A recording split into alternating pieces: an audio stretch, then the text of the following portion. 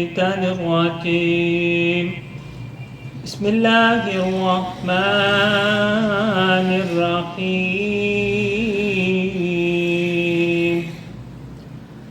يعتذرون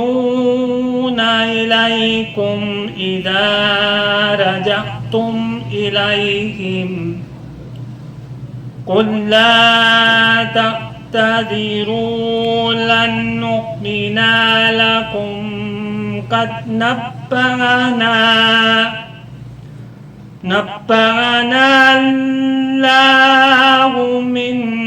أخباركم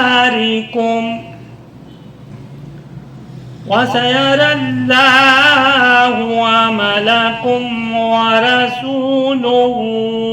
ثم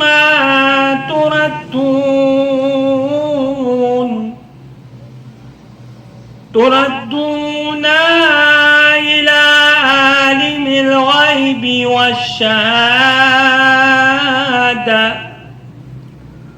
والشهادة فينبئكم بما كنتم تعملون. سيحلفون بالله لكم إذا انقلبتم إليهم لتخرجوا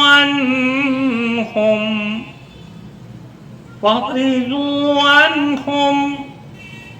إنهم رجس ومأواهم جهنم جزاء بما كانوا يكسبون. يحلفون لكم لترضوا عنهم فإن ترضوا عنهم فإن الله لا يرضى عن القوم الفاسقين. الأعراب أشد كفرا ونفاقا وأجدر ألا يعلموا حدود ما أنزل الله على رسوله والله عليم حكيم. صدق الله العلي العظيم. اعوذ باللہ من الشیطان الرجیم. بسم اللہ الرحمن الرحیم. الحمد للہ الولی الحمید الحکیم المجید الفعال لما یرید خالق الخلق ومدبر الامر ومنزل القطر رب السماء والارض والدنیا والآخرہ وارث العالمین وخیر الفاتحین ثم الصلاة والسلام على سید الانبیاء والمرسلین خاتم النبیین سیدنا و نبینا و مولانا بالقاسم محمد. اللہم صلی علی محمد و آل محمد و آلہ الطیبین الطاہرین المعصومین المظلومین. اما بعد فقد قال سبحانہ وتعالی فی القرآن المبین والفرقان الحکیم. بسم اللہ الرحمن الرحیم. قل هو اللہ احد اللہ الصمد لم یلد ولم یولد ولم یکن له کفوا احد. اللہم صلی علی محمد و آل محمد. آج کی ہماری گفتگو سورہ اخلاص یا سورہ توحید کے حوالے سے ہے، اور سورہ اخلاص اور سورہ توحید کے حوالے سے اگر روایات کی روشنی میں دیکھا جائے، جیسا کہ بیان بھی کیا گیا کہ یہ کوشش یہ کی گئی ہے کہ ان مختصر سوروں کے حوالے سے جو روایات آئی ہیں ان کو فوکس کیا جائے، ان کو بیان کیا جائے۔ سورہ اخلاص کے بارے میں بے شمار روایات موجود ہیں، اور ممکن نہیں ہے کہ ایک ہی نشست میں ان تمام روایات کو بیان کیا جائے۔ بہرحال جتنا ممکن ہو سکا آج آپ کے سامنے سورہ اخلاص کے حوالے سے جو روایات آئی ہیں اس کو بیان کیا جائے گا۔ سب سے پہلے سورہ کی شان نزول کے حوالے سے جو روایات آئی ہیں، ان روایت میں سے پہلی روایت ہے جو اصول کافی کی ہے، کہ جس میں بیان یہ کیا گیا کہ ان الیہود سألوا رسول اللہ صلی اللہ علیہ وآلہ وسلم، کہ یہودیوں نے سوال کیا اللہ کے رسول سے، فقالوا انصب لنا ربک، کہ انہوں نے اللہ کے رسول سے سوال کیا کہ خدا کے بارے میں، ہمارے اپنے رب کے بارے میں ہمیں اپنے رب کے مشخصات اور حسب و نسب کو بیان کرو، تمہارا رب کیسا ہے، کیا ہے، اس کی نسبت کو بیان کرو، اس کے نسب کو بیان کرو، اس کے مشخصات کو بیان کرو۔ فلبث ثلاثا، اللہ کے رسول نے انتظار کیا 3 دن تک، لا یجیبہم، ان کو کوئی جواب نہ دیا۔ ثم نزلت، اور اس کے بعد قرآن مجید کی یہ آیات نازل ہوئیں جو گویا کہ ان کے سوال کا جواب تھا۔ اسی طرح بعض دوسرے احادیث میں دوسرے افراد کے بارے میں بھی یہ ملتا ہے کہ انہوں نے بھی یہ سوال کیا تھا، جیسے کہ عبداللہ بن سوریہ کے بارے میں ملتا ہے جو یہودی تھا، اس نے یہ سوال کیا تھا۔ بعض نے لکھا ہے کہ نہیں، عبداللہ بن سلام نے سوال کیا تھا، اور اس نے سوال کیا اور اس کے بعد وہ ایمان لا چکا تھا، لیکن اس نے اپنے ایمان کو چھپا کر رکھا تھا۔ اور بعض دوسری روایت میں یہ لکھا گیا ہے کہ مکہ کے مشرکین نے یہ سوال کیا تھا۔ بہرحال مختلف افراد نے خدا تعالیٰ کے حوالے سے اللہ کے رسول سے سوال کیے تھے، اور گویا کہ یہ سورہ بہت سارے مختلف قسم کے افراد کے سوال کا جواب ہے، کہ جب بھی اللہ کے بارے میں سوال کیا گیا، اگر کوئی ہم سے سوال کرے تو ہم بھی اس سورے کو بطور جواب دے سکتے ہیں اگر سامنے والا خدا کے بارے میں کچھ جاننا چاہتا ہے۔ خود روایت ہے کہ جس میں یہ بیان کیا گیا، ازبق بن نباتہ امیر المومنین حضرت علی بن ابی طالب علیہ السلام سے نقل کرتے ہیں کہ امیر المومنین فرماتے ہیں، نسبت اللہ قل هو اللہ، جو اللہ کے مشخصات ہیں، اللہ کی جو نسبت ہے وہ قل هو اللہ احد ہے، یعنی اللہ تعالیٰ کے بارے میں جو بیان ہے وہ اس سورے کے اندر ہے۔ اسی طرح حدیث معراج کے ضمن میں امام جعفر صادق علیہ السلام یہ فرماتے ہیں، ان اللہ قال لہو، اللہ تعالیٰ نے اللہ کے رسول سے کہا، اقرأ قل هو اللہ، اقرأ قل هو اللہ احد، اقرأ قل هو اللہ احد، کہ قل هو اللہ احد کی قرأت کرو، کما انزلتا، جیسے کہ میں نے تم پر نازل کی، فإنها نسبتی و نعتی، یہ میری نسبت ہے، یعنی یہ میرے مشخصات ہیں، میری نعت ہے، یعنی میری صفات ہیں۔ گویا کہ اس کے ذریعے گویا کہ خداوند تعالیٰ کو بیان کیا جائے۔ تو اس سورے کا شان نزول اسی حوالے سے کہ اہم ترین جو بات بیان کی گئی ہے وہ یہ بیان کی گئی ہے کہ جب بھی خداوند تعالیٰ کے بارے میں سوال کیا جائے گا تو اس سورے کے ذریعے جواب دیا جائے گا، جیسے کہ شان نزول بھی اسی طرح سے ہے۔ اب اس سورے کی فضیلت کے حوالے سے بیان ہو جائے، جس باب میں، جس سلسلے میں بہت زیادہ روایات آئی ہیں وہ یہی باب ہے، یعنی یہی سلسلہ ہے، یعنی سورہ اخلاص کی فضیلت کے حوالے سے بے شمار اور لاتعداد روایات ہیں۔ اگر روایات کو سنا جائے تو خود روایات ایسی ہیں کہ بعض اوقات انسان پریشان ہو جاتا ہے، اسے سمجھ نہیں آتا کہ اس قدر فضائل، اس قدر ثواب، بعض اوقات انسان کی عقل حیران رہ جاتی ہے، وہ اس کو قبول کرنے کے لیے آمادہ اور تیار نہیں ہوتا۔ لیکن بہرحال ان روایات میں واضح انداز میں بیان کیا گیا، اس کے اہمیت کو، اس کی فضیلت کو، یہاں تک کہ روایت ہے کہ اللہ کے رسول حضرت محمد مصطفیٰ صلی اللہ علیہ وسلم فرماتے ہیں اَیَعْجُزُ أَحَدُکُمْ أَن يَقْرَأَ ثُلْثَ الْقُرْآنِ فِی لَیْلَةٍ، کیا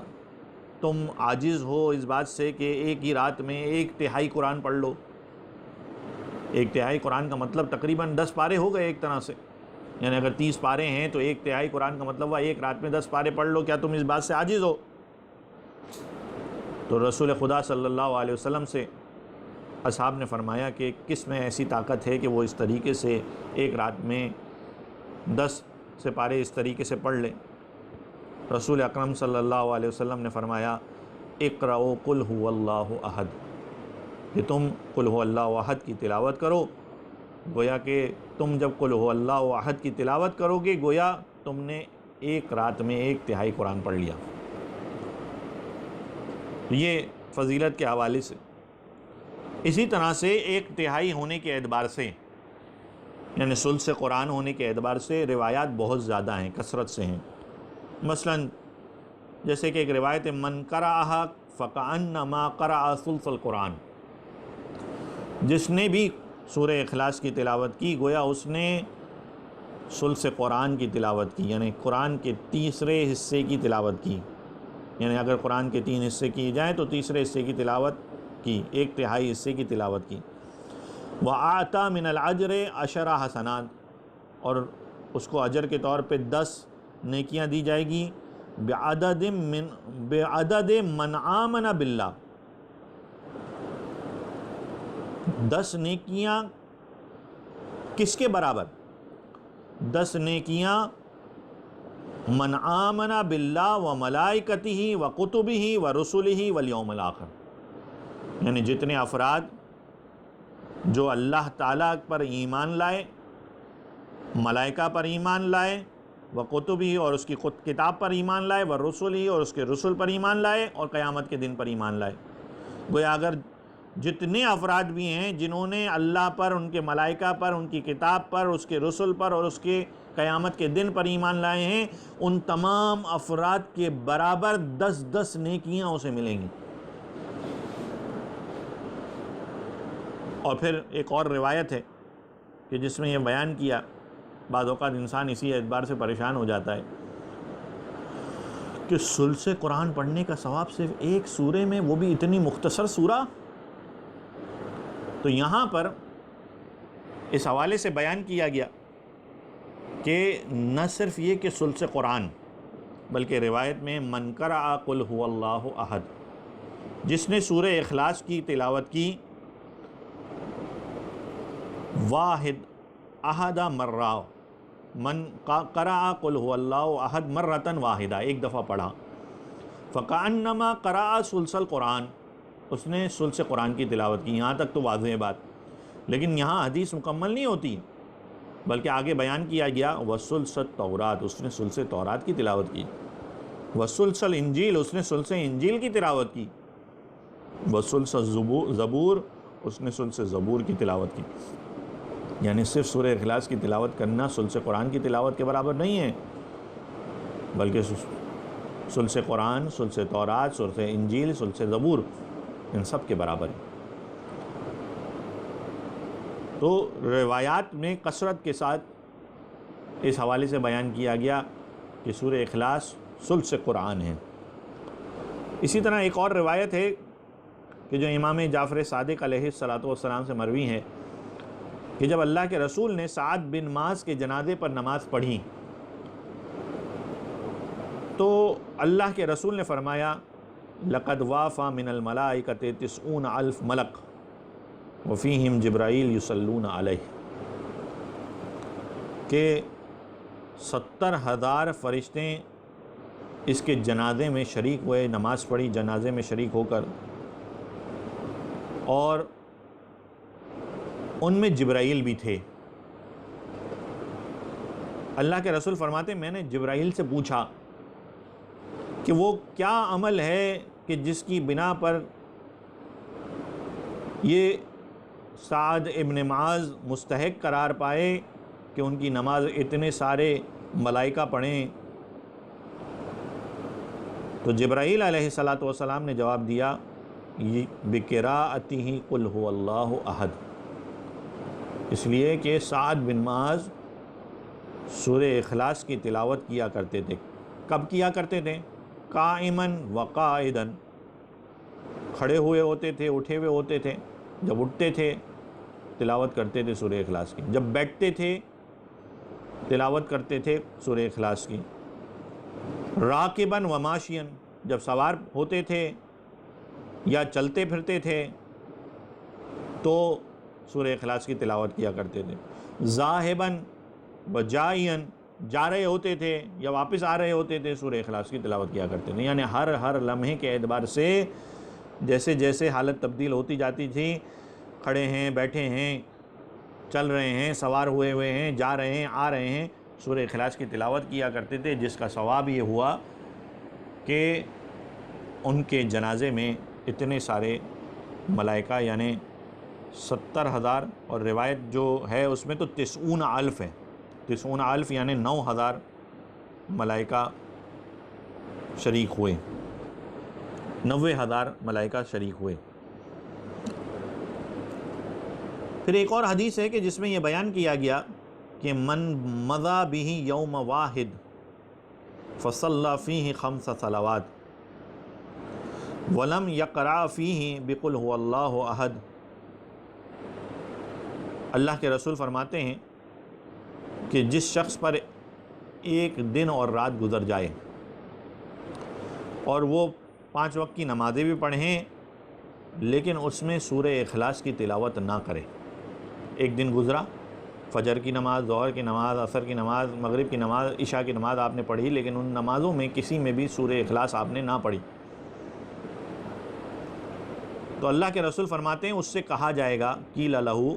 یا عبداللہ، اے اللہ کے بندے، لست من المصلین، تو نمازیوں میں سے نہیں ہے، یعنی ایک طرح سے اس کی نماز کو قبول نہیں کیا گیا۔ اگر وہ نماز پڑھ رہا ہے تو ذمہ داری اس اعتبار سے ہے کہ نماز میں کم از کم ایک دن میں ایک دفعہ سورہ اخلاص کی تلاوت ضرور کرے۔ اسی طرح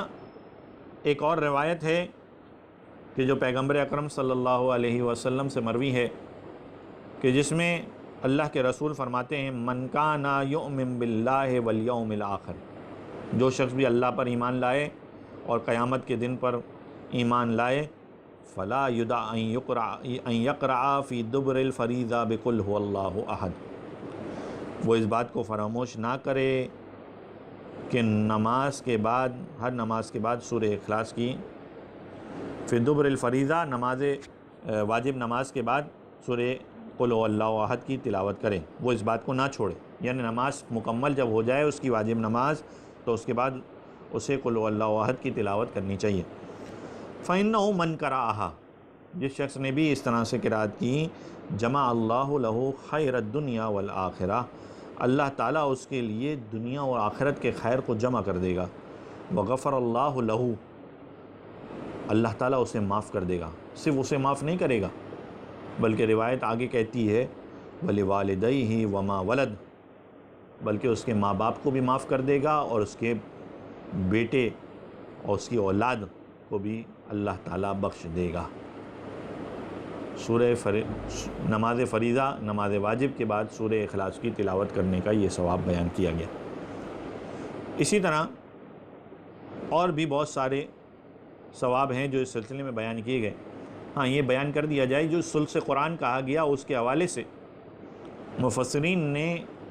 بیان بھی کیا کہ کیوں سورہ اخلاص کو ثلث قرآن کہا جاتا ہے۔ مفسرین کہتے ہیں قرآن مجید کے 3 بنیادی حصے ہیں، ایک ہے مبدا، ایک ہے معاد، اور جو کچھ ان کے درمیان ہیں۔ اور بعض نے لکھا کہ قرآن مجید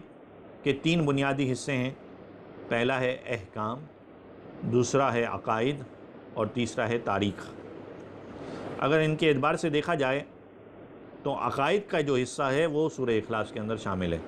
یعنی اگر قرآن مجید کے 3 حصے کر دیے جائیں، احکام، عقائد اور تاریخ، تو عقائد کا جو حصہ ہے وہ اس کی بنیاد ہے سورہ اخلاص. تو گویا کہ ثلث قرآن اس اعتبار سے اسے کہا گیا ہے. بہرحال یہ مفسرین نے بیان کیا. اب اس کی وجہ جو بھی ہو، بہرحال روایات کثرت سے ہیں جو ثلث قرآن کی طرف اشارہ کرتی ہیں. پھر ایک اور روایت ہے جو خاص طور پر ان افراد کے لیے کہ جو بہت زیادہ توحید اور اللہ تعالیٰ کی وحدانیت کے حوالے سے سوالات کرتے ہیں. روایت میں آیا ہے کہ امام علی ابن الحسین علیہ السلام سے لوگوں نے سورہ توحید کے بارے میں سوال کیا. تو آپ علیہ السلام نے فرمایا ان اللہ عز وجل علم انہ یکون فی آخر الزمان اقوام، آخر زمانے میں ایک ایسی اقوام ہوں گی متعمقون جو بہت زیادہ تعمق کرنے والی، بہت زیادہ غور و فکر کرنے والی ہوں گی. اللہ تعالیٰ نے ان کے لیے فانزل اللہ تعالیٰ قل هو اللہ احد، اللہ تعالیٰ نے ان کے لیے سورہ اخلاص نازل کی. اس کے علاوہ والآیات من سورۃ الحدید، اور سورہ حدید کی آیات کو نازل کیا. وہ کون سی آیات ہیں؟ وَهُوَ عَلِيمٌ بِذَاتِ الصُّدُورِ اور فَمَنْ رَامَ وَرَاءَ ذَلِكَ فَقَدْ هَلَكَ. سورہ حدید کی وَهُوَ عَلِيمٌ بِذَاتِ الصُّدُورِ تک کی جو آیات ہیں وہ ساری نازل کی. اور پھر امام فرماتے فَمَنْ رَامَ وَرَاءَ ذَلِكَ، جو شخص اس سے زیادہ کا طلبگار ہوگا، یعنی یہ ساری بات بیان ہو جانے کے باوجود بھی جو قرآن مجید میں خدا کی توحید اور وحدانیت کے حوالے سے بیان ہو گئی، اگر اس کے باوجود بھی وہ سوال و جواب کرے گا مزید، یعنی یہ آیات اسے مطمئن نہیں کر پائی، تو فقد ہلاکا، تو وہ ہلاک ہو گیا. یعنی اس میں اتنی وضاحت موجود ہے کہ اس کے بعد پھر مزید سوالات کی گنجائش گویا کہ نہیں رہتی. تو بظاہر بہت واضح انداز میں بیان کیا گیا اس سورہ کی فضیلت کو. بس یہاں ایک اور روایت کو بیان کیا جائے کہ روایت میں ہے سورہ قل هو اللہ احد کے حوالے سے کہ من قرأ قل هو اللہ احد، جس نے سورہ اخلاص کی تلاوت کی 10 مرات، 10 دفعہ، قب فی دبر الفجر، نماز فجر کے بعد 10 دفعہ سورہ اخلاص کی تلاوت کی، لم یتبعہ فی ذلک اليوم ذنب، تو اس دن اس سے گناہ سرزد نہ ہوگا. وَإِن رَغَمَ أَنْفَ الشَّيْطَانِ، یعنی شیطان چاہے اپنی ناک رگڑ لے لیکن یہ کہ وہ اس دن گناہ سے محفوظ رہے گا. تو یہ روایات سورہ اخلاص کے حوالے سے، اور اس کے علاوہ اور بھی بہت ساری روایات ہیں، جن میں سے ایک اور روایت کو آپ کے سامنے بیان کرتا چلوں کہ روایت میں ہے کہ امیر المومنین حضرت علی ابن ابی طالب علیہ السلام نے فرمایا جنگ بدر کی رات میں نے جناب خضر علیہ السلام کو خواب میں دیکھا اور ان سے کہا کہ مجھے کوئی ایسی چیز بتائیں جس کی مدد سے میں دشمنوں پر کامیاب ہو جاؤں. امیر المومنین نے جناب خضر سے سوال کیا تو جناب خضر نے کہا کہیے، کیا کہیے؟ یا من لا ہوا الا ہو، یا من لا ہوا الا ہو، یا اے من وہ کہ لا ہوا نہیں ہے کوئی الا ہو مگر یہ کہ صرف وہ ہے. جب رات میں امیر المومنین نے اس طرح سے جناب خضر کو دیکھا خواب میں اور صبح ہوئی، بیدار ہوئے، رسول اکرم صلی اللہ علیہ وسلم کی خدمت میں آئے اور یہ واقعہ بیان فرمایا. اللہ کے رسول فرماتے ہیں یا علی علمت الاسم العظم، تم نے اسم اعظم، اے علی آپ کو اسم اعظم کی تعلیم دی گئی ہے. اور اس کے بعد امیر المومنین کہتے ہیں کہ یہی جملہ میرا ورد زبان رہا جنگ بدر کے دوران. اور جناب عمار یاسر نے امیر المومنین کو صفین کے دن جنگ کے وقت یہی ذکر پڑھ رہے تھے جب تو سوال کیا کہ یہ کیا ہے، تو آپ نے فرمایا یہ خدا کا اسم اعظم اور توحید کا ستون ہے. اب اس کا کیا تعلق ہے سورہ اخلاص سے؟ تو روایت میں جو ایک اور روایت ہے اس میں اس بات کو بیان کیا گیا کہ امیر المومنین یہ پڑھتے جاتے تھے لیکن ساتھ ساتھ سورہ اخلاص کی تلاوت کیا کرتے تھے۔ قرأ قل هو اللہ احد، جب سورہ اخلاص مکمل ہو جاتی تھی تو سورہ اخلاص کے مکمل ہو جانے کے بعد اسم اعظم کو پڑھا کرتے تھے، یا ہوا یا من لا ہوا الا ہو، اور اس کے بعد پھر دعا کیا کرتے تھے۔ کیا دعا کیا کرتے تھے؟ اغفر لی وانصرنی علی القوم الکافرین، اے پروردگار تو مغفرت فرما اور میری مدد فرما قوم کافرین کے مقابلے پر۔ تو بہرحال اسی حوالے سے اور بہت ساری روایات ہیں کہ جس میں دشمن بادشاہ سے بچنے کے لیے اس سورہ کے ورد کے حوالے سے بیان کیا گیا۔ اپنے دائیں جانب انسان پڑھے، سامنے کی طرف، بائیں جانب، اوپر کی طرف، نیچے کی طرف، پشت کی طرف منہ کر کے، تاکہ یہ مختلف طریقوں سے انسان اپنے آپ کو گویا کہ اس سورہ کے ذریعے اپنے آپ کو اس سورہ کے فضیلت میں اپنے آپ کو لے لے، اور نتیجہ یہ ہوگا کہ وہ بہت سارے شرور اور بہت سارے شر سے محفوظ رہے گا۔ اب فضائل میں روایات تو اور بھی بہت ساری ہیں، لیکن ہم یہاں پر مختصر سا رک کر تھوڑا سا اس سورہ کی وضاحت کو بیان کر دیں۔ بسم اللہ الرحمن الرحیم۔ قل هو اللہ احد، قل اے نبی کہہ دیجئے، هو اللہ احد، وہ اللہ ایک ہے۔ اب یہاں پر ہمارے استاد نے بہت اچھے اور واضح انداز میں سمجھایا اور بیان کیا ہے کہ یہ ہوا کیا ہے۔ دیکھیے، کہہ دیجئے قل اللہ احد، اللہ ایک ہے، تو ہوا کہنے کی ضرورت نہیں ہے، وہ اللہ ایک ہے یہ کہنے کی ضرورت کیوں پڑ رہی ہے؟ یہ یہاں پر قل کے بعد ہوا کا کیا مقصد ہے، کیا معنی ہے؟ اگرچہ اس سلسلے میں روایت بھی ہیں، لیکن اس روایت کی ہی وضاحت کے طور پر بیان کرتا چلوں کہ ایک جانب تو وضاحت اس حوالے سے ہے کہ جس میں یہ بیان کیا گیا کہ ہوا تاکید کے لیے ہے، اہمیت بیان کرنے کے لیے آگے والے جملے کی، لیکن ہمارے استاد اس کو اس طریقے سے سمجھایا کرتے تھے کہ ہم جب اصول دین پڑھتے ہیں تو اس میں پڑھتے ہیں پہلا توحید، جبکہ حقیقت میں تو ہونا یہ چاہیے کہ ہمارا پہلا عقیدہ یہ ہے کہ ہم یہ مانیں کہ اللہ موجود ہے، اللہ ہے۔ پھر ہم یہ کہیں گے کہ وہ کتنا ہے، تعداد کیا ہے، تو ہم کہیں گے ایک ہے، وہ ایک ہے، اللہ ہے اور وہ ایک ہے۔ تو پہلے تو وجود پروردگار عقیدہ انسان ہے، جبکہ ہم اصول دین میں پہلا ہی توحید کو شمار کرتے ہیں۔ اس کی کیا وجہ ہے؟ تو ہمارے استاد کہا کرتے تھے کہ حقیقت میں انسان کی فطرت کے اندر ہے،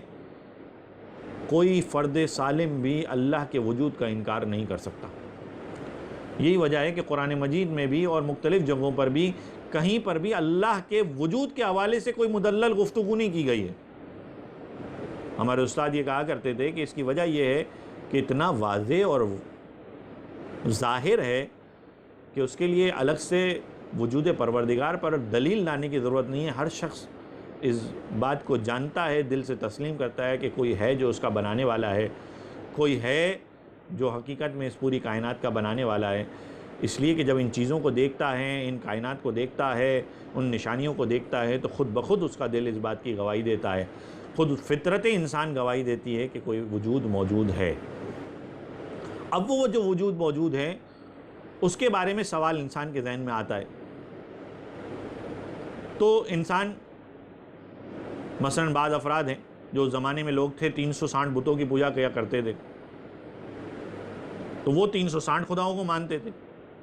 اب ان کے سامنے بیان کیا جائے گا کہ خدا ہے اور وہ ایک ہے، یعنی وحدہ لا شریک ہے، لا الہ الا اللہ، کوئی معبود نہیں ہے سوائے اس اللہ کے، یعنی وجود خدا کو ہر کوئی مانتا ہے، ہر کوئی تسلیم کرتا ہے، اس کے دل میں موجود ہے، اس کے فطرت میں موجود ہے، لیکن وحدانیت کے لیے دلیل کی ضرورت ہے جسے بیان کیا جاتا ہے۔ اور یہاں پر بھی جو بیان ہو رہا ہے کہ قل هو اللہ احد، کہہ دو وہ سے مراد کیا ہے؟ ہمارے استاد کہا کرتے تھے یہاں پر سمجھانے کے لیے کہ وہ سے مراد وہی کہ جس خدا کے وجود کا تم دل سے اقرار کرتے ہو، تم مانتے ہو، تمہاری فطرت کے اندر ہے، تم آثار کا مشاہدہ کرتے ہو، وہ خدا جس کے وجود کا دل تمہارا اقرار کر رہا ہے، هو اللہ احد، وہ خدا ایک ہے۔ تو اس ذریعے سے ہمارے استاد ہوا کو سمجھایا کرتے تھے۔ اب یہاں پر ایک بحث ہے احد کے حوالے سے، یہ جو کہا گیا کہ قل هو اللہ احد، احد کیا ہے، واحد کیا ہے، اس حوالے سے پوری ایک بحث ہے۔ بس روایات میں بھی اس حوالے سے کچھ بیان کیا گیا ہے، کچھ روایات ہیں جو اس حوالے سے بیان کرتی ہیں کہ احد اور واحد میں ایک فرق ہے، اگرچہ کہ اس میں کوئی شک نہیں کہ بعض مواقع پر واحد کا لفظ بھی اللہ تعالیٰ کے لیے استعمال کیا گیا ہے، لیکن تھوڑا سا اس کی وضاحت کر دی جائے۔ مفسرین بیان کرتے ہیں ان العہد انما یطلق علی ما لا یقبل القصرۃ لا خارجا ولا ذہنا، عہد اس کو کہتے ہیں کہ عہد کا اطلاق اس پر ہوتا ہے کہ ما لا یقبل القصرہ، جو کثرت کو قبول نہیں کرتا، لا خارجن، نہ خارج میں نہ ذہن، یعنی اس میں کثرت کو سوچا ہی نہیں جا سکتا، جس کے لیے ہم اردو میں لفظ استعمال کرتے ہیں یکتا ہے، پروردگار یکتا ہے، اکیلا ہے، واحد ہے، کوئی اس کا شریک نہیں ہے۔ تو عہد کا لفظ اس کے اوپر آتا ہے کہ جس کا دوسرا سوچنا ممکن نہیں ہے، جبکہ واحد میں ایسا ہوتا ہے کہ جب ہم کہتے ہیں ایک، کیونکہ اس کو بطور اگر عدد لے رہے ہوتے ہیں تو آپ اس میں دو سوچتے ہیں، یا اس کی ایک اور روایت سے اگر وضاحت کر دی جائے تو امیر المومنین کے ایک خطبے میں ہے کہ جہاں پر توحید پروردگار کو بیان کر رہے ہیں، فرماتے ہیں کل مسمی بالوحدت غیرہ قلیل، ہر وہ کہ جس کو وحدت سے تعبیر کیا جاتا ہے، جس کے لیے وحدت کا لفظ استعمال کیا جاتا ہے، وہ ایک ہے، ایک ہے، ایک ہے۔ جب بھی وحدت کا لفظ استعمال ہوتا ہے، ایک ہونے کی بات کی جاتی ہے، تو قلت کی طرف اشارہ ہوتا ہے اس کی، غیر اللہ، اللہ کے علاوہ۔ آپ کسی چیز کے لیے بھی ایک کا لفظ استعمال کریں، فلاں چیز ایک ہے، تو خود بخود سمجھ میں آئے گا کہ ایک یعنی کم ہے، زیادہ نہیں ہے۔ صرف اللہ کے لیے جب وحدت کا لفظ استعمال ہوتا ہے تو اس میں قلت کے معنی پوشیدہ نہیں ہوتے۔ اس کی وجہ کیا ہے؟ اس کی وجہ یہی ہے کہ جو وحدت کا معنی ہوتا ہے اس میں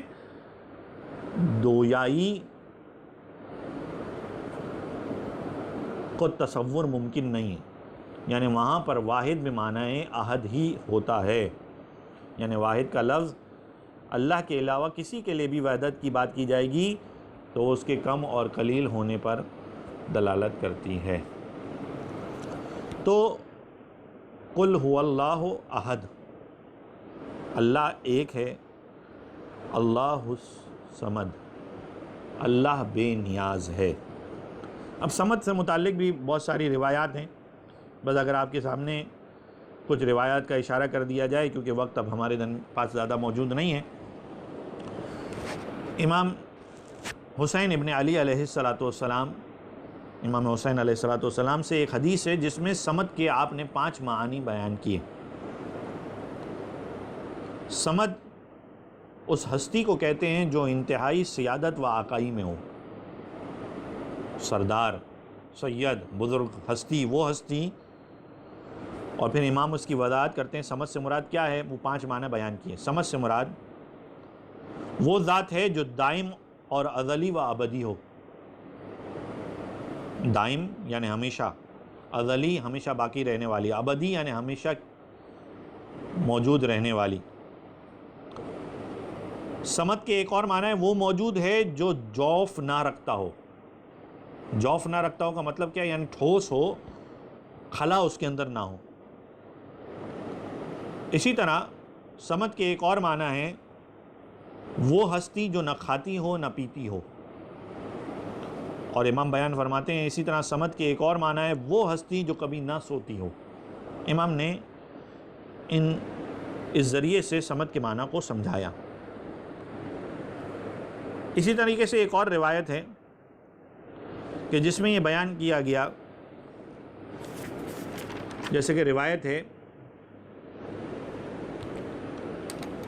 کہ اہل بصرہ نے امام حسین علیہ الصلاۃ والسلام کو، اور بعض لوگوں نے روایت میں لکھا ہے امام حسن علیہ الصلاۃ والسلام کو خط لکھا اور صمد کے معنی دریافت کیے. امام علیہ السلام نے جواب میں فرمایا بسم اللہ الرحمن الرحیم اما بعد، قرآن میں آگاہی کے بغیر بحث و گفتگو نہ کرو. امام فرماتے ہیں بغیر علم کے بحث اور گفتگو نہ کرو، کیونکہ امام فرماتے ہیں میں نے اپنے نانا رسول خدا صلی اللہ علیہ وسلم سے سنا ہے، آپ فرما رہے تھے جو شخص بھی، اگر اس کی عربی کو بھی بیان کر دیا جائے، من قال فی القرآن بغیر علم، جس شخص نے بھی قرآن میں بغیر علم کے کوئی بات کہی، اللہ کے رسول فرماتے ہیں فَلْيَتَبَوَّعَ مَقْعَدَهُ مِنَ النَّارِ، جو شخص علم کے بغیر بات کرے گا اسے آگ میں اس مقام پر رہنا پڑے گا جو اس کے لیے معین ہے، اس کا ٹھکانہ جہنم ہے، اس کا ٹھکانہ آگ ہے. اور پھر روایت میں ہے کہ خود اللہ تعالیٰ نے صمد کی تعریف بیان کی ہے، تفسیر بیان کی ہے. کس ذریعے سے؟ خود جو اگلا حصہ ہے سورہ اخلاص کا وہ صمد کی تفسیر ہے. سورہ اخلاص میں قل هو اللہ احد اللہ الصمد کے بعد کیا پڑھا جاتا ہے؟ لم یلد ولم یولد ولم یکن لہ کفوا احد. یہ جو پڑھا جاتا ہے یہ خود صمد کی وضاحت ہے. نہ اسے کسی نے جنا، نہ وہ کسی سے پیدا ہوا، نہ ہی کوئی اس کی مانند اور مثل و نظیر ہے. تو خداوند تعالیٰ صمد ہے، وہ ہے کہ جو کسی چیز سے وجود میں نہیں آیا، نہ وہ کسی چیز کے اندر موجود ہے، نہ کسی چیز کے اوپر قرار پایا ہے. وہ تمام چیزوں کا پیدا کرنے والا اور ان کا خالق ہے. تمام چیزوں کو وہی اپنی قدرت سے وجود میں لایا ہے. جن چیزوں کو اس نے فنا کے لیے پیدا کیا ہے وہ اس کے ارادے سے متلاشی ہو جائے گی، اور جسے بقا کے لیے پیدا کیا ہے وہ اس کے علم سے باقی رہے گی. تو یہ ہے خداوند صمد. محمد حنفیہ نے امیر المومنین سے صمد کے بارے میں جب سوال کیا تھا تو امیر المومنین نے فرمایا صمد کی تعویل یہ ہے کہ وہ نہ اسم ہے نہ جسم ہے، اس کا کوئی مثل ہے نہ نظیر ہے، نہ صورت ہے، نہ تمثال ہے، نہ حد ہے، نہ حدود ہے، نہ محل ہے، نہ مکان ہے، نہ حال ہے، نہ یہ ہے، نہ یہاں ہے، نہ وہاں ہے، نہ پر ہے، نہ خالی ہے، نہ کھڑا ہے، نہ بیٹھا ہے، نہ ساکن ہے، نہ متحرک ہے، نہ ظلماتی ہے، نہ نورانی ہے، نہ نفسانی ہے. اس کے باوجود کوئی جگہ اس سے خالی نہیں ہے اور کسی مکان میں اس کی گنجائش نہیں ہے. نہ وہ رنگ رکھتا ہے، نہ انسان کے دل میں سماتا ہے، نہ اس کی کوئی بو ہے. یہ سب چیزیں اس کی ذات پاک سے منتفی ہیں. یہ صمد کے معنی بیان کیے. بس خود لم یلد ولم یولد ولم یکن لہ کفوا احد، یہ خود ایک طرح سے صمد کا بیان ہے جو آگے بیان ہو رہا ہے، کہ جس میں واضح انداز میں صمد کی تفسیر بیان کی گئی کہ نہ تو اس نے کسی کو جنا، نہ ہی وہ کسی سے پیدا ہوا، اور ہرگز اس کا کوئی شریک اور ہم پلہ اور کوئی کفو نہیں ہے، اس کے مانند کوئی نہیں ہے. توحید کے حوالے سے ظاہر ہے کہ انسان کے عقائد میں سے، مومنین کے عقائد میں سے یہ ہے جو بھی اللہ پر ایمان رکھتا ہے وہ اللہ تعالیٰ کی معرفت کو حاصل کرنا چاہتا ہے. روایت میں ہے کہ سئلت الرضا عن التوحید، جب توحید کے بارے میں امام رضا علیہ الصلوۃ والسلام سے سوال ہوا فقال علیہ السلام کل من قرأ قل هو اللہ احد، جس نے بھی سورہ اخلاص کی تلاوت کی، وآمن بہا، اور وہ سورہ اخلاص پر ایمان لایا، فقط عرف التوحید، گویا اس نے توحید کو جان لیا۔ سوال کیا گیا کہ کیسے سورہ اخلاص کی تلاوت کی جائے؟ قال کما یقرأھا الناس، جیسے لوگ تلاوت کرتے ہیں۔ اور پھر اس کے بعد امام نے فرمایا کہ جب سورہ اخلاص کی تلاوت کر لو تو پھر اس کے بعد کہا کرو کذالک اللہ ربی کذالک اللہ ربی کذالک اللہ ربی۔ نماز میں تو عموماً ہمارے یہاں یہ رائج ہے کہ عموماً کذالک اللہ ربنا کہا جاتا ہے یا کذالک اللہ ربی کہا جاتا ہے، لیکن ویسے بھی اس کی سفارش موجود ہے، یعنی یہ کہا گیا ہے کہ جب سورہ اخلاص پڑھا جائے تو اس کے بعد یہ کہا جائے کہ ایسا ہے ہمارا پروردگار، جیسے کہ سورہ اخلاص میں بیان کیا گیا۔ بس یہاں ایک روایت پر اپنی بات کو تمام کرتے ہیں۔ ایک روایت اور بیان کر دوں خالی اس سے پہلے، اور وہ روایت یہ ہے کہ جب انسان قبرستان جاتا ہے، وہاں جس طریقے سے سورہ قدر کی تلاوت کرتا ہے، سورہ اخلاص کی تلاوت کے حوالے سے بھی روایت موجود ہے۔ صحیفہ رضا میں اللہ کے رسول سے اس روایت کو نقل کیا گیا ہے کہ من مر علی المقابر، جو قبرستان جاتا ہے، وقرأ قل هو اللہ احد 11 مرہ، 11 دفعہ سورہ اخلاص کی تلاوت کرے، ثم وہب اجرہ للاموات، اور اس کے بعد ان سوروں کو پڑھنے کا ثواب وہ وہاں موجود اموات، جو وہاں پر موجود قبریں ہیں، ان کو ہدیہ کر دے، اعطا من الاجر بعدد الاموات، تو جتنے وہاں پر قبریں ہوں گی اس کے برابر اس کو اجر عطا کیا جائے گا۔ بس جس روایت سے آج کی گفتگو کا اختتام کرتے ہیں، وہ روایت ہے کہ جس میں بیان یہ کیا گیا کہ راوی کہتا ہے فَإِنِّي سَمِعْتُ رسول اللہ، میں نے اللہ کے رسول کو کہتے ہوئے سنا کہ اللہ کے رسول فرما رہے ہیں یا علی مثلک مثل قل هو اللہ احد، اے علی تمہاری مثل قل هو اللہ احد ہے، فمن احبک بقلبہ، جو تجھے دل سے محبت کرے، فکأنما قرأ ثلث القرآن، اس نے گویا کہ ثلث قرآن پڑھ لیا، ومن احبک بقلبہ وعانک بلسانہ، اور جس نے دل سے بھی تجھ سے محبت کی اور اپنی لسان، اپنی زبان سے تیری سے اس کا اعلان کیا، تو اس نے ثلثی فکأنما ثلثی القرآن، فکأنما قرأ ثلثی القرآن، اس نے 2/3 قرآن کی تلاوت کی۔ اور جس نے ومن احبک بقلبہ وعانک بلسانہ ونصرک بیدہ، دل سے بھی تجھ سے محبت کی، زبان سے بھی اعلان کیا، اور اپنے ہاتھوں سے بھی نصرت کی، فکأنما قرأ القرآن کلہ، اس نے مکمل قرآن کی قرأت کر لی۔ پس پروردگار سے دعا ہے کہ پروردگار ہمیں صحیح معنوں میں اہل بیت علیہ السلام کی علوم کو حاصل کرنے، قرآن مجید کو سمجھنے، قرآن مجید کی تلاوت کرنے اور قرآن مجید سے رحمت اور برکت اور مغفرت حاصل کرنے کی توفیق عطا فرما۔ پروردگار تجھے واسطہ محمد و آل محمد کا، جہاں بھی اہل بیت کے چاہنے والے موجود ہیں، ان کی جان، مال، عزت و آبرو کی حفاظت فرما۔ اس مہینے کی رمضان المبارک کی برکات، رحمات اور مغفرتیں ہم پر نازل فرما۔ جو ہمارے مرحومین اس دنیا سے گزر گئے، بار الہ انہیں جوار رحمت میں جگہ عنایت فرما۔ اپنی آخری حجت امام عصر والزمان کے ظہور میں تعجیل فرما۔ ہم سب کو ان کے اعوان و انصار میں شمار فرما۔ ربنا تقبل منا انک انت السمیع العلیم برحمتک یا ارحم الراحمین۔ بسم اللہ الرحمن الرحیم۔ سورہ فاتحہ کی گزارش ہے مرحوم غلام حسین جاپان واشنگ والا، رضا حسین غلام حسین جاپان واشنگ والا، زینب بھائی زوجہ غلام حسین جاپان واشنگ والا، فاطمہ بھائی حاجی بھائی، حسن علی نشاط نورانی، اشرف النساء بنت بچو بھائی، غلام حسین شریف، فاطمہ بھائی، محمد علی، سید حسن نواب، زہرا بھائی، غلام حسین، غلام علی رحمت اللہ، انور علی ضیاء جامنہ گری،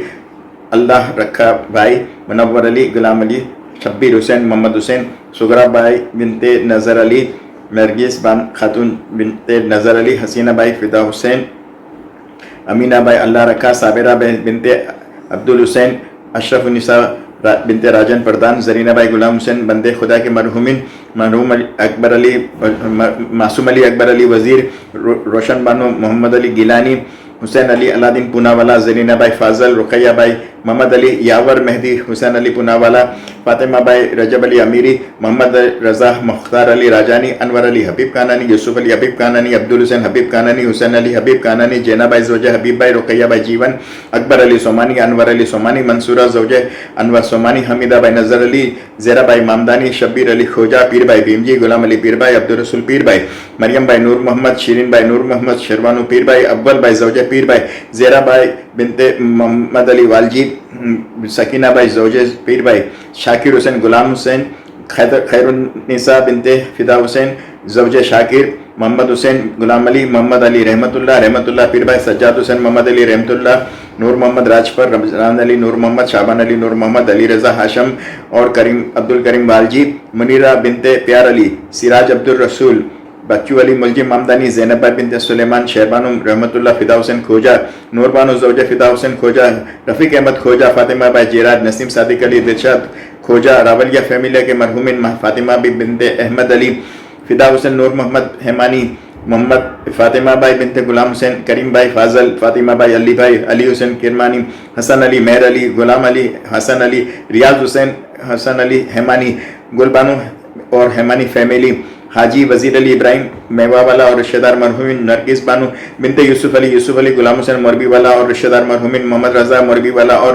شہدائے ملت، نور محمد دالا افریقہ والا، کلثوم بائی بنت جعفر، رضوان علی امیر علی، حبیب قاسم منوری، حیدر علی حبیب قاسم منوری، محمد حسین بہادر علی بھجانی، زہرا خاتون، کرم علی نایانی، یوسف علی مرچن، سریہ سلطانہ مرچن، علی رضا محسن علی بھجانی، قمر النساء محمد حسین، شعبان علی دامجی، شیربانو محمد علی لونگیا والا، فضل بھائی مولدینہ، شیربانو علی محمد، سکینہ بائی دامجی اور شیرین شمیم فاضل، امیر علی علی بھائی، محبوب علی امیر علی، طاہرہ بنت اکبر علی، علی حسین اکبر علی، نور محمد کرم علی، سکینہ بائی حسن علی، زوار حسین محمد حسین، برکت علی نور محمد، نثار علی نور محمد، گلشن بانو اکبر علی، انصار حسین روشن علی، دلاور حسین روشن علی، گلبانو بنت نور محمد، کنیز بنت رمضان علی، محمد حسین رمضان علی فقیر محمد، سغرا بائی بنت موسیٰ، اکبر علی فقیر محمد، امینہ بائی اکبر علی، زرینہ بائی اکبر علی، کلثوم بائی اکبر علی، رجب علی نظر علی، حسین علی بندے علی، فاطمہ زہرا بنت سمیہ، فدا حسین قاسم علی، سغرا بائی خان محمد، علی اکبر فدا حسین راجانی، علی حسین فدا حسین راجانی، قاسم علی قمر الدین وکیل، سکینہ بائی جعفر علی وکیل، شمیم بنت اللہ رکھا، رجب علی سومجی اور رشتہ دار مرحومین، حیدر علی محسن، معصومہ اللہ رکھا، احمد علی، حاجی جیراج، شیرین بانو بنت سلیمان راجپر، رجب علی احمد علی، اشرف النساء بنت راجن پردان، غلام علی نور محمد، رضا حسین محمد علی ڈایا، اکبر علی حاجی والجی اور ان کی زوجہ شمیم جعفر صادق وسرام اور ان کے رشتہ دار مرحومین، قاسم علی کرمانی اور ان کی زوجہ، محمد حسین بالو بھائی اور ان کی زوجہ سلمہ محمد حسین بالو بھائی، تمام علماء عزام مرحومین، تمام مراجعین کرام مرحومین، اس امام بارگاہ کے تمام مرحومین، ہم آپ سب کے مرحومین، مولانا صاحب کے مرحومین اور جن کا کوئی فاتحہ پڑھنے والا نہیں رہا ان سب کے لیے ایک سورہ فاتحہ۔ بسم اللہ الرحمن الرحیم، الحمدللہ رب العالمین، الرحمن الرحیم، مالک یوم الدین، ایاک نعبد و ایاک نستعین، اہدنا الصراط المستقیم، صراط الذین انعمت علیہم غیر المغضوب علیہم ولا الضالین۔ بسم اللہ الرحمن الرحیم، قل هو اللہ احد اللہ الصمد لم یلد ولم یولد ولم یکن لہ کفوا احد۔ بسم اللہ الرحمن الرحیم، قل هو اللہ احد اللہ الصمد لم یلد ولم یولد ولم یکن لہ کفوا احد۔ بسم اللہ الرحمن الرحیم، قل هو اللہ احد اللہ الصمد لم یلد ولم یولد ولم یکن لہ کفوا احد۔ ان اللہ وملائکتہ یصلون علی النبی یا ایھا الذین آمنوا صلوا علیہ وسلموا تسلیما۔ اللہم صل علی محمد وعلی